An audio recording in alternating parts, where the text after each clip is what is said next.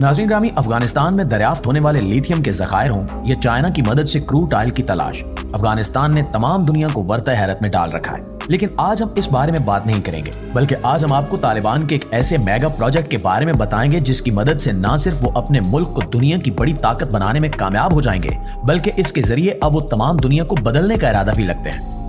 एक ऐसा प्रोजेक्ट जो न सिर्फ अफगानिस्तान में तरक्की के नए दरवाजे खोलेगा, बल्कि एशिया की तकदीर बदल कर रख देगा। हम बात कर रहे हैं अफगानिस्तान के कोश टीपा कैनाल प्रोजेक्ट की, जिसके बारे में जानकर तमाम दुनिया हैरान है कि 50 साल तक जंग की तबाहकारियों से मुतासिर होने वाला मुल्क आखिर कैसे इतने वसाइल रखता है कि वो इतने बड़े प्रोजेक्ट को बगैर किसी की मदद के मुकम्मल करने में कामयाब हो जाए। तो नाजरीन, बरसों से गरीबी, भूख और जंग में घिरा अफगानिस्तान दुनिया की सबसे पहली और बड़ी मसनूई नहर बनाने जा रहा है। 285 किलोमीटर लंबी और 500 फुट चौड़ी इस नहर का नाम टीपा कैनाल है, जो अफगानिस्तान की तकदीर बदल देगी। इस नहर को बनाने के लिए अफगानिस्तान की हुकूमत ने किसी से कोई मदद नहीं ली, ना ही कोई इक्विपमेंट, ना ही कोई इंजीनियरिंग टीम। चंद दिन पहले तक तकरीबन 100 किलोमीटर तक इस नहर की खुदाई हो चुकी थी। लेकिन सवाल ये पैदा होता है कि अफगानिस्तान को इतनी बड़ी नहर बनाने की जरूरत क्यों पेश आई। अफगानिस्तान को एक मुकम्मल लैंड लॉक कंट्री कहा जाता है, क्योंकि इसके किसी हिस्से के साथ कोई समंदर नहीं लगता। अफगानिस्तान को Pakistan, Iran, Tajikistan, Uzbekistan, Turkmenistan और चीन की सरहदों ने घेर रखा है। यानी अफगानिस्तान मुकम्मल तौर पर दूसरे ममालिक की सरहदों के दरमियान है, और अफगानिस्तान दुनिया के उन चंद ममालिक में शामिल है जिनका 70% हिस्सा पहाड़ों पर मुश्तमिल है। इस मुल्क की 80% पानी की सप्लाई कोई हिंदू कश के सिलसिलों से आती है। अफगानिस्तान में 4 बड़े दरिया हैं जिनसे इसे पानी मिलता है, लेकिन ये चारों दरिया अफगानिस्तान के पानी की जरूरतों को पूरा करने के लिए नाकाफी है। यही वजह है कि अफगानिस्तान हमेशा से पानी के मसाइल का शिकार रहा है। अफगानिस्तान के शुमाली इलाका जात पानी की सख्त कमी का शिकार है, और अमेरिका और अफगानिस्तान की जंग के बाद इन मसाइल में मजीद इजाफा हो गया है। इसलिए फैसला किया गया कि 285 किलोमीटर के फासले तक एक मसनूई नहर बनाई जाए, जो उन तमाम इलाकों को सैराब करे जो पानी की वजह से खुश्क साली का शिकार है।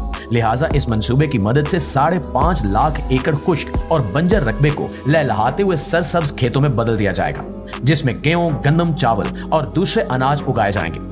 अगले 2 सालों में अफगानिस्तान इस कैनाल की मदद से न सिर्फ अपने मुल्क की जरूरियात के लिए गंदम और दूसरा अनाज उगा सकेगा, बल्कि 50% गंदम दूसरे मुल्कों को एक्सपोर्ट करने के काबिल भी हो जाएगा। दोस्तों, ये प्रोजेक्ट मार्च 2022 में शुरू हुआ था, और उम्मीद की जाती है कि जिस तेज रफ्तारी से काम जारी है, ये प्रोजेक्ट 2025 तक मुकम्मल हो जाएगा। जब ये प्रोजेक्ट शुरू हुआ तो लोगों का कहना था कि अफगानी इंजीनियर टेक्नोलॉजी में इतनी महारत नहीं रखते कि वो इतने बड़े प्रोजेक्ट को कंप्लीट कर सके। लेकिन आज तमाम दुनिया ये देखकर हैरान है कि अफगानी इंजीनियर किस महारत और मंसूबाबंदी और तेजी के साथ इस प्रोजेक्ट को कंप्लीट कर रहे हैं।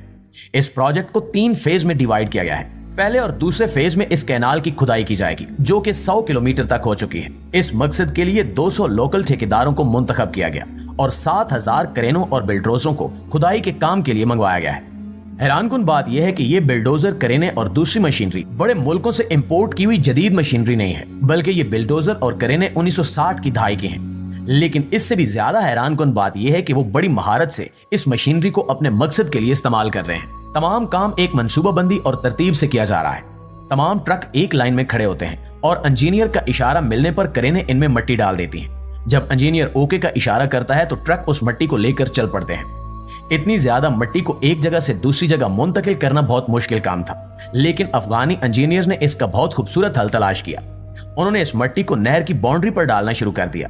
इन्होंने नहर की बाउंड्री किसी कंक्रीट या सीमेंट से बनाने की बजाय नहर से निकाली गई मिट्टी से बनाने की तजवीज पेश की, जिसके 2 फायदे थे। एक तो इस मिट्टी को उस जगह से किसी दूसरी जगह मुंतकिल करने की झंझट से जान छूट गई, तो दूसरी तरफ कंक्रीट की बाउंड्री के इजाफी खर्चे से बचने के साथ साथ इस मिट्टी को बाउंड्री में डालने का फायदा ये भी हुआ कि पथरीली जमीन की बजाय मिट्टी की बाउंड्री इजाफी पानी को जज्ब कर लेगी और इस बाउंड्री पर सब्जियों की फसल काश्त की जाएगी। दुनिया को ये देखकर और भी हैरानी हुई कि एक तरफ तो नहर की खुदाई का काम जारी है, तो दूसरी तरफ नहर के आसपास सब्जियां, पौधे और दरख्त लगाने का काम भी जारी हो चुका है। इस कैनाल का काम मुकम्मल होने के बाद वाटर पाइप लाइनों के जरिए 5 किलोमीटर के फासले तक इसका पानी पहुंचाया जाएगा।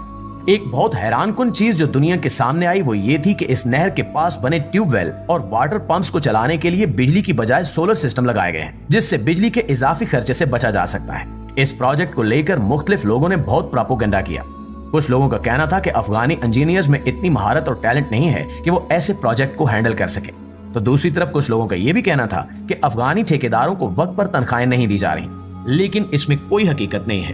तजिया निगारों का कहना है कि अगर ठेकेदारों को वक्त पर पैसे ना मिलते तो इतनी तेज रफ्तारी से काम कभी मुकम्मल ना होता। ये प्रोजेक्ट अफगानिस्तान में तरक्की और खुशहाली के लिए एक संग मील की हैसियत रखता है, जिसकी मदद से तालिबान खुश्क और बंजर इलाकों को सरसब्ज और लहलाते हुए खेतों में तब्दील कर देंगे। अफगानिस्तान चंद सालों में भूख और अफलास से मुकम्मल तौर पर खलासी हासिल कर लेगा। इनके मकामी लोग भी हुकूमत के इस इकदाम से बहुत ज्यादा खुश हैं, क्योंकि इसकी वजह से इनके खेत सैराब होंगे और वो मुआशी तौर पर खुद कफील हो जाएंगे, बल्कि दूसरे ममालिक को भी बड़ी मिकदार में अनाज एक्सपोर्ट करने के काबिल हो जाएंगे, जिससे कसीर तादाद में ज़र मुबादला कमाया जाएगा, जो कि अफगानिस्तान के दीगर बड़े प्रोजेक्ट्स पर खर्च किया जाएगा। इसके अलावा ये भी कहा जा रहा है कि अगर इसी तेज रफ्तारी से अफगानिस्तान में काम होता रहा तो उम्मीद की जा रही है कि आने वाले चंद सालों में अफगानिस्तान एक बड़े ज़रई मुल्क की हैसियत से दुनिया के नक्शे पर उभरकर सामने आएगा।